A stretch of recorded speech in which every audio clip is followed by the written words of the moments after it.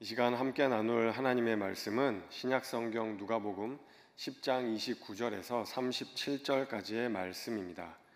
신약성경 누가복음 10장 29절에서 37절까지의 하나님의 말씀을 제가 봉독해 드립니다. 그 사람이 자기를 옳게 보이려고 예수께 여짜오되 그러면 내 이웃이 누구니까? 예수께서 대답하여 이르시되 어떤 사람이 예루살렘에서 여리고로 내려가다가 강도를 만나매 강도들이 그 옷을 벗기고 때려 거의 죽은 것을 버리고 갔더라. 마침 한 제사장이 그 길로 내려가다가 그를 보고 피하여 지나가고 또 이와 같이 한 레위인도 그곳에 이르러 그를 보고 피하여 지나가되 어떤 사마리아 사람은 여행하는 중 거기 이르러 그를 보고 불쌍히 여겨 가까이 가서 기름과 포도주를 그 상처에 붓고 싸매고 자기 짐승에 태워 주막으로 데리고 가서 돌보아 주니라. 그 이튿날 그가 주막 주인에게 데나리온 2를 내어주며 이르되 이 사람을 돌보아 주라. 비용이 더 들면 내가 돌아올 때 갚으리라 하였으니 내 생각에는 이 세 사람 중에 누가 강도 만난 자의 이웃이 되겠느냐? 이르되 자비를 베푼 자니이다. 예수께서 이르시되 가서 너도 이와 같이 하라 하시니라. 아멘.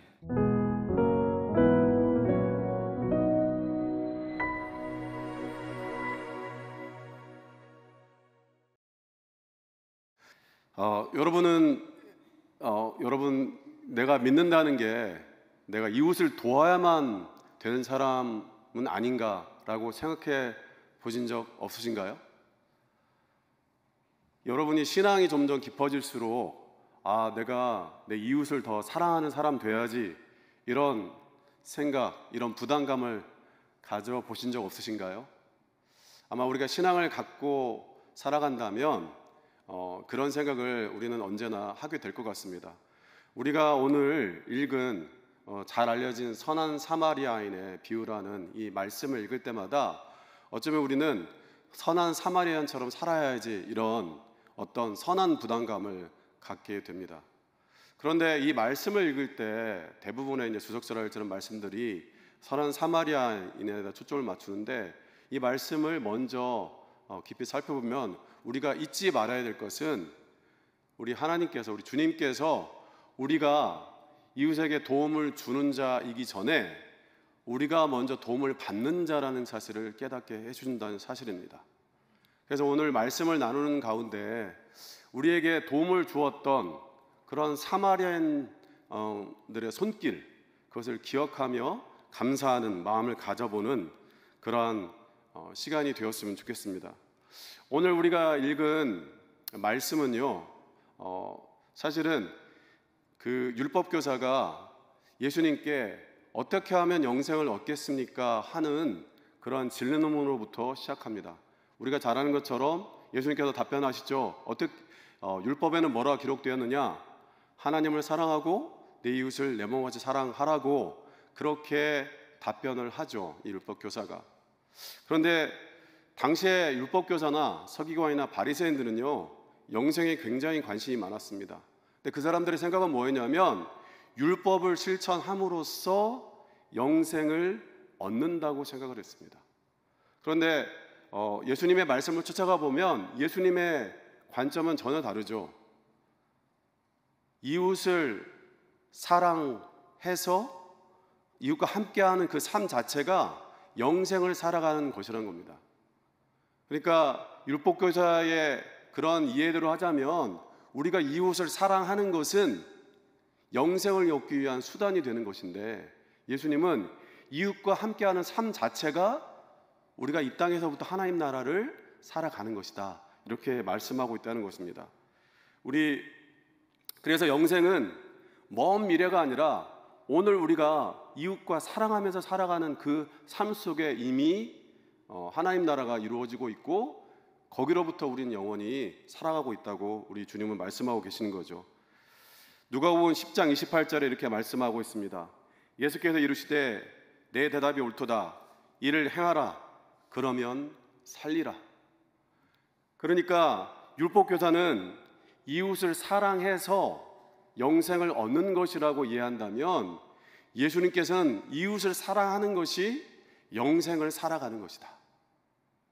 그러니까 우리가 천국 하나님 나라에서도 결국 살아가는 건 뭐냐면 이웃 또 다른 형제 자매와 사랑하면서 사는 삶이라면 이 땅에서부터 이웃과 함께 살아가며 사는 삶이 영생을 사는 것이라는 거죠. 이것이 예수님의 말씀입니다. 이런 예수님의 말씀 가운데 이어서 율법교사가 다시 질문합니다. 자기를 옳게 보이려고 이렇게 질문하죠. 내 이웃이 누굽니까? 그렇다면 내 이웃이 누굽니까? 이렇게 질문합니다. 29절에 이렇게 말씀하고 있습니다. 그 사람이 자기를 옳게 보이려고 예수께 여짜오되 그러면 내 이웃이 누구이니까? 여러분, 여기서 옳게 보인다고 하는 말씀은 원래 원문이 원어는 디카이우인데요. 그 말은 의롭다는 것을 보여주다. 의롭다는 것을 보여주다. 우리가 올해 우리 교회표 아시죠? 의에 줄이고 목마른 교회. 목사님께서 오대식 목사님께서 첫 주에 예배하실 때 의에 대해서 말씀하시면서 디카이오슈네 하는데 똑같은 어원입니다. 똑같이 의롭다는 건데 율법 교사가 생각하는 의로움은 율법을 행해서 의로워지는 거고 율법을 알아서 의로워지는 거죠. 그러니까 지금 율법 교사는 덫을 놓고 있는 겁니다. 당신 이웃이 누군지 말해봐. 그러니까 율법대로 하자면 하나님은 오직 이스라엘 하나님이시고 유대인만이 오직 이스라엘의 이웃이 되는 겁니다. 그러니까 예수님께서 만약에 사마리아인도 우리의 이웃이야, 그러니까 사마리아인도 사랑해야 돼, 이런 식으로 말씀했다면 딱 덫에 걸려드는 거죠. 어떻게 보면 예수님께서 그런 말씀했다고 해도 전혀 이상하지가 않습니다. 왜냐하면 예수님은 그런 사람까지 사랑해야 된다고, 원수를 사랑해야 된다고까지 말씀하신 분이니까요. 그런데 오늘 말씀에서는 그렇게 말씀하고 있지 않죠. 예수님께서는 즉답하기보다는 사마리아인의 비유를 통해서, 이야기를 통해서 지금 대답하고 계십니다. 예수님의 대답에 율법교사는 두 가지 면에서 충격을 받았을 것입니다. 첫 번째는요, 율법교사가 이웃을 사랑하는 주체가 아니라 이웃의 사랑을 필요로 하는 객체라는 그 관점을 주신 것입니다. 여러분, 율법교사가 질문할 때 누가 내 이웃입니까? 라고 말하고 있는 건 뭐냐면 이 사람의 전제는 내가 이웃을 사랑하는 주체야 된다. 이웃은 뭡니까? 나의 사랑을 받는 그런 수동적인 그런 대상에 지나지 않다는 생각이 여기에 깔려 있습니다. 그런데 예수님의 이 선한 사마리아인의 비유의 말씀을 듣다 보면 율법교사는 스스로 알게 됩니다. 그 이야기에서 나오는 제사장이나 레위인이나 사마리아인이 자기가 아니라 그 강도당한 자가 자신이라는 것을 알게 되는 거죠. 그러면서 자신은 누군가의 도움 없이는 이것을 해결할 수 없다는 것을 깨닫게 되는 거죠. 그러니까 누가 내 이웃입니까? 라고 하는 그 율법교사의 질문을 예수님은 이야기를 통해서 되질문하는 겁니다. 만약 네가 예루살렘에서 여리고로 내려가다가 강도를 당했다면 누가 너의 이웃이냐? 그러니까 어떤 사람이 너를 도와주길 원하느냐라고 질문하고 있는 거죠. 여러분, 당시에 예루살렘에서 여리고로 가는 길은요, 서울에서 인천으로 가는 것처럼 많은 사람들이 왕래하는 그런 길이었습니다. 예루살렘은요, 해발 760m예요. 해발 760m. 그런데 이 여리고는요, 해수면 아래로 250m입니다. 그러니까 거의 1000m 차이가 나는 거예요. 굉장히, 그러니까 예루살렘부터 여리고로 가는 길은 굉장히 가파른 길이고 그곳에는 그 골짜기가 있고 또 많은 암석들이 있기 때문에 강도들이 숨어서 지나가는 여행자들, 지나가는 사람들을 강탈하기 굉장히 좋은 곳이었습니다. 그러니까 한 번이라도 그 길을 지나가봤던 사람이라면 나 이 길 지나다가 잘못하면 큰일 당하겠는데?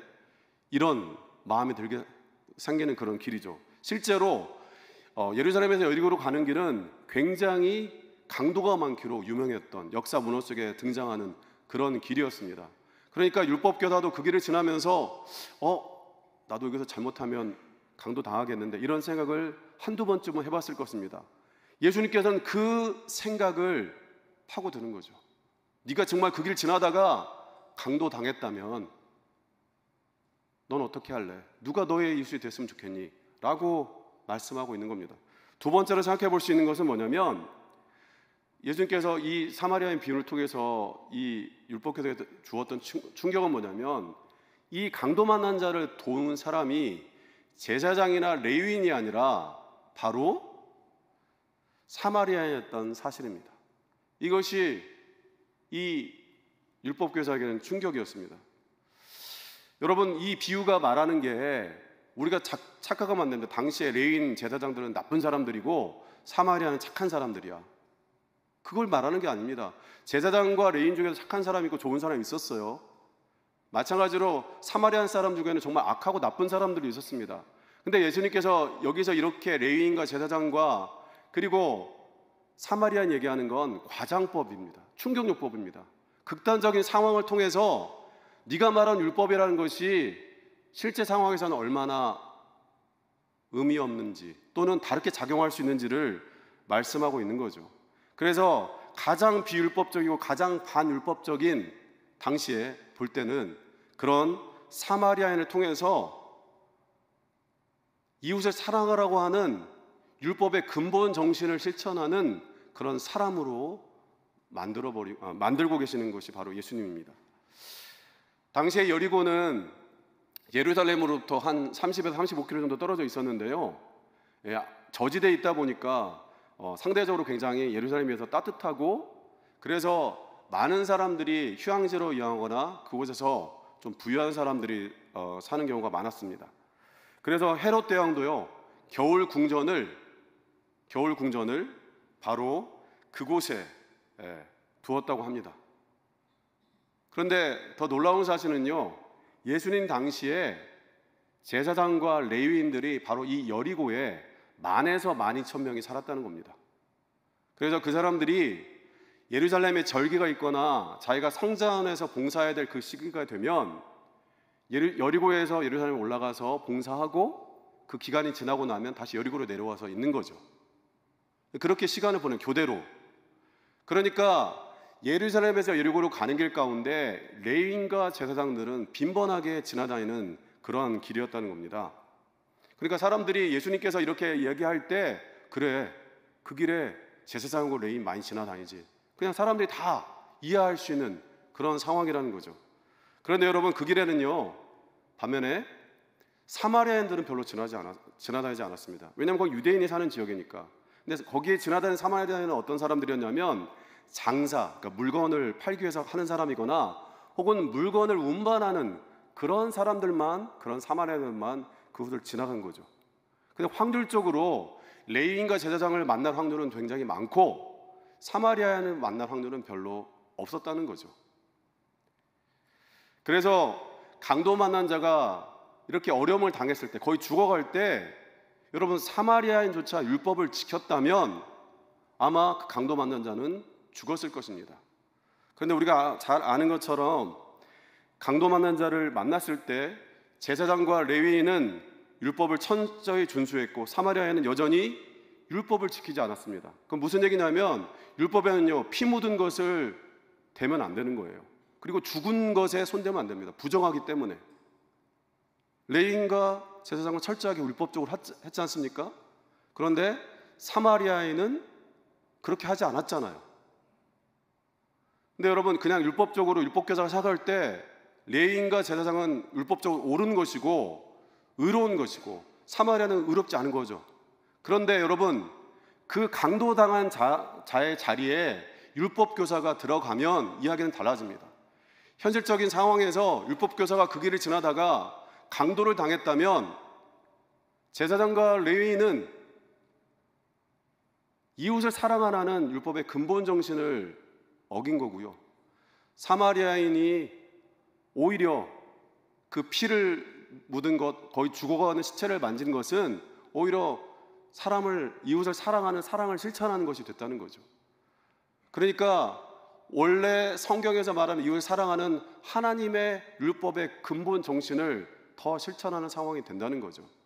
그러니까 여러분, 우리가 알고 있는 율법이나 혹은 신학이나 우리가 알고 있는 어떤 그런 교리들이 하나님을 사랑하고 이웃을 사랑하는데 도움이 되기 위해서 우리가 그것을 필요로 하는 것이지, 우리가 더 많이 신학을 안다고 하고 교리를 안다고 해서 율법을 지킨다고 해서 그것이 곧 하나님을 사랑하는 것이고 이웃을 사랑하는 것은 아니라는 것이죠. 그것을 지금 알고 있는 것이죠. 그러니까 율법교사가 만약 강도 만난 사람이었다면 사마리아인이 오히려 율법을 어기고 피 묻은 사람을 만지고 거의 시체 된 사람을 들쳐매고 가서 주막에 맡기는 그 일을 통해서 다시 삶을 찾을 수 있는 그러한 상황이 된 것입니다. 사마리아에 베푼 도움을 예수님께서는 이렇게 말씀합니다. 누가복음 10장 33절에 35절, 제가 표준세번역 말씀으로 읽어드리겠습니다.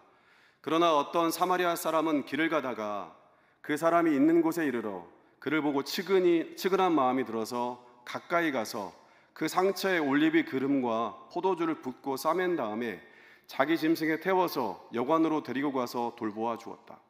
다음 날 그는 2데나리온을 꺼내어서 여관 주인에게 주고 말하기를, 이 사람을 돌보아 주십시오. 비용이 더 들면 내가 돌아오는 길에 갚겠습니다 하였다. 여러분, 지금 사마리아인은요, 자기의 일정을 지연시키면서 자기의 시간을 쓰고 자기의 돈을 쓰고 재정을 쓰고 있지 않습니까?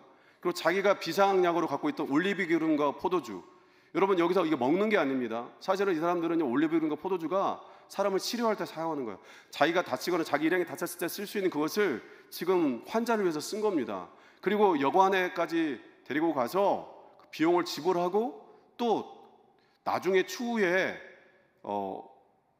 들어가는 그 치료비까지 자기가 내겠다고 이야기하고 있는 것이죠. 그러니까 율법교사가 강도 만난 자였다면 자기가 생각할 때는 가장 비율법적이고 반율법적인 사마리아 사람이 자기를 위해서 시간과 물질과 그 모든 것을 다해서 섬세하게 자기를 섬기는 것을 간접적으로 지금 느낄 수 있게 해주는 것입니다. 그래서 예수님께서는 우리에게 우리가 이웃을 돕는 자이기 전에 우리가 이웃에게 도움받는 존재임을 이 이야기를 통해서 깨닫게 해주시는 겁니다. 우리가 크리스찬이니까 누군가를 돕는 존재라고 생각하기 쉬운데, 우리는 누군가를 돕는 존재이기 전에 우리는 누군가의 도움을 필요로 하는 존재라는 거죠. 예전에도 그랬고 앞으로도 우리는 그럴 것입니다. 우리가 강도 만난 것 같은 어려움을 당할 때 우리 삶 가운데도 기대하지 않았던 그런 사마리아인과 같은 사람들이 있었죠. 여러분, 어쩌면 그 사람들은요, 교회를 다니지 않는 사람들, 그러니까 불교를 믿는 사람, 불교인이라 할지 무슬림일 수도 있었고요, 무당을 믿는 사람일 수도 있었을 것입니다. 또는 무신론자인 여러분의 직장 상사나 동료가 여러분의 삶 가운데 어려울 때 여러분을 도와줄 수 있어요. 그런데 우리는 그럴 때 너무나 쉽게 하나님께만 감사하고 그 사람들에게 정말 감사하지 않을 때가 있다는 거죠. 하지만 여러분, 진정한 감사는 그들에게 진정으로 우리가 감사할 때 그것이야말로 진정으로 하나님께서 도왔다는 것을 감사할 수 있는 그런 진정한 방법이 된다고 생각합니다. 그래서 오늘 우리가 잊었던 그 사마리아인들의 손길을 기억하는 그러한 시간이 되었으면 좋겠습니다. 여러분은 그런 사마리아인을 만난 경험이 있으신가요? 생각해 봐야 되겠죠. 여러분, 끄집어내 보시기 바랍니다. 저에게는 그런 경험이 있습니다. 제가 5, 6학년 소년부 전도사 시절에 여름 수련회를 동해 바닷가로 여름 성경학교를 갔습니다. 동해에 있는 기도원인데요, 그 기도원이 옆에 해수욕장을 끼고 있어서 너무나 정말 안성맞춤인 곳이어서 너무나 기뻤습니다. 그래서 아침 저녁으로는 이렇게 여름 성경학교를 하고 낮에는 해수욕을 하면 되게 좋은 그런 장소였어요. 그래서 여름 성경학교를 지나가면서 하고 있는데 낮에 이제 수영하러 그 해수욕장에 갔는데요, 그 해수욕장은 작아가지고 당시만 하더라도 안전 요원이 없었어요. 근데 우리가 알아서 안전을 살피면서 해야 되는 상황이었습니다. 그러니까 우리끼리 하기 딱 좋은 장소였어요. 그런데 그 장소에 이미 한 팀의 무리가 와서 있었습니다. 이미 다 자리를 펴고 있었는데 술 한 잔씩 걸치시면서 고성방가를 하면서 제 속으로 저 사람들만 없으면 우리끼리 여기서 딱 좋은데, 이런 마음이 제 안에 들었습니다. 굉장히 거슬렸어요. 애들에게 교육적으로 보기 좋지 않은 것 같았습니다. 어쩔 수 없었잖아요. 그래서 우리가 같이 해수욕을 하면서 시간이 1시간 남짓 지났는데 갑자기 여기저기서 막 소리치기 시작합니다. 누군가가 물에 빠졌다는 거죠. 우리 교사 선생님 한 분과 아이가 튜브를 타고 먼 바다로 떠내려가 버렸어요. 여러분, 동해바다 무섭습니다. 파도가요, 우리를 이렇게 이한류라고 할까요? 이렇게 점점점 바깥으로 끌고 나가는 거죠. 그러니까 저를 비롯해서 몇몇 교사가 이렇게 뛰어들어 봤지만 너무 먼 거리예요. 가다가 죽는 줄 알았어요. 생존 수영만 하는 사람으로서 바다에서 수영하는 게 쉽지 않더라고요. 돌아와서 발을 동동 구르고 있었습니다. 우리 부장시장님께서 112에 전화하고 어찌할 바 몰라 하고 있는데, 아까 고성방가 하던 사람 중에 한 사람이 물에 뛰어들었어요. 갑자기 수영하고 그쪽 튜브 쪽으로 갑니다. 저희는 막 이렇게 어떻게 너무 당황하고 있는데, 그러면서 그 튜브를 잡고서 다시 우리 쪽으로 이제 끌고 오기 시작한 거예요. 수영하면서. 그 시간이 얼마나 길었는지 몰라요. 근데 그 두 사람을 이제 바닷가에 데려다 놓고 막 온몸을 그분께서 마사지하고, 갑자기 그 분이 됐죠. 이제 마사지하고 그 모래사장에다가 그들을 파묻은 다음에 막 이렇게 따뜻하게 해야 된다고 해가지고 그분이 막 응급치 조치를 해주셨어요. 그리고 돌아가시는데 아무리 뭐라고 감사하긴 했지만 뭐라고 했는지 모르겠어요. 가셔서 다시 술 한 잔씩 걸치시면서 노래를 시작하시는 거예요.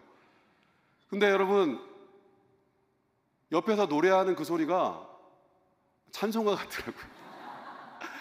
너무 반갑고, 야, 그분들이 옆에 계시지 않았다면 지금 생각해봐도 아찔합니다.